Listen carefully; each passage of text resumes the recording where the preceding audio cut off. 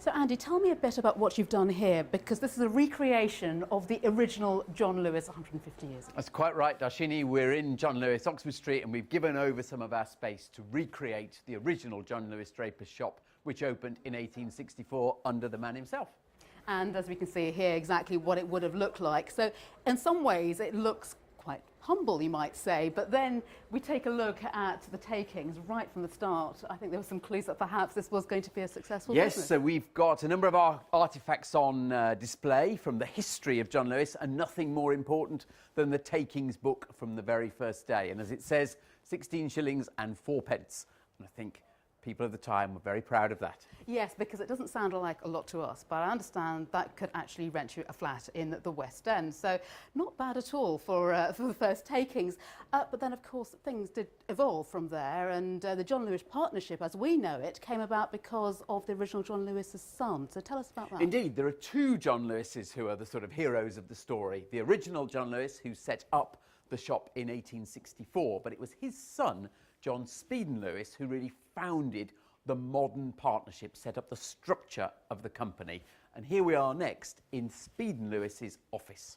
And this tells us a bit about how he came up with this idea of having the staff take a share of the profits. Indeed so. He talked about himself being a naturalist. So this room reflects a number of his interests, including some of his collections, his microscope. And he talked about a naturalist nurturing this organisation like someone would nurture a seed as a different way of doing business. It also shows his great interest in women being promoted to senior positions in the partnership very early on, before there was any talk about boardroom diversity. He was well ahead of his time. We had his mother and his wife to thank for that, I We did understand, indeed. as well.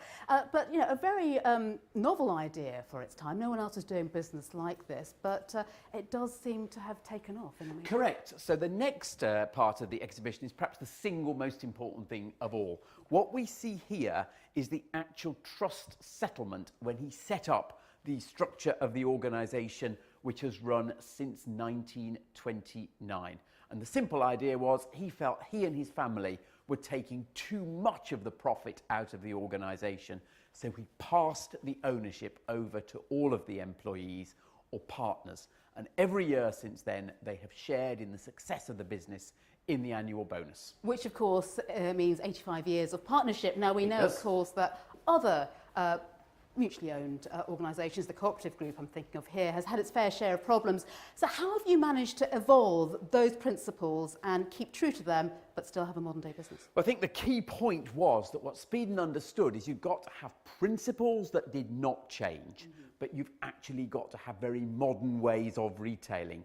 He was a radical and innovator, and so through the years he said the management must lead, it must decide, it must be executive, but all the decisions must ultimately be taken in the interests of the partners who own the company. And this came from Speeden, but this is the kind of thing that Lord Miners, who's doing a review of the cooperative group, is talking about. Now, members of that group fear that this means that you can't be a democratically owned organisation if you do that, but your experience... Not true. I would say this is a democratically owned organisation, but the executive must be able to take decisive business decisions. So you think it'd be in the co-op group's interest, for example, to adopt those kind of It's principles? not for me to comment on them, but it's worked for us. Well, let's talk a bit more about the history of John Lewis, because it might sound like it's all been one long party, frankly, but then you come to a room like this and it tells you a very different story. Yes, about far what from happened on it the street. indeed, Darshini. So we're now standing in a room that brings back perhaps the darkest days of the John Lewis partnership, 1940, World War II, and our premises on Oxford Street bombed out,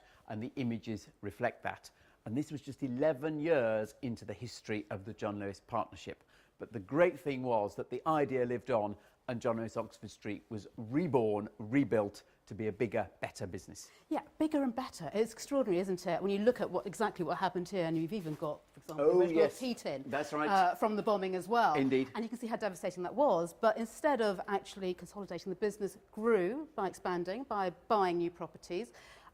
In much the same way as, say, the co-op group has gone ahead and bought up like Britannia during the recession, but somehow John Lewis has managed to turn that to his advantage. Yes, and I think this illustrates another point. Speeden really taught everybody that you had to be innovative, you had to take risks. And nowhere was that clearer than in 2001, if we look at .com, the sort of birth of online retailing. 2001, remember the dot-com bubble bursting, but it was at that time that we bought buy.com that became johnlewis.com. And that's all about being counterintuitive. And of course, our model without external shareholders allows us to do exactly that.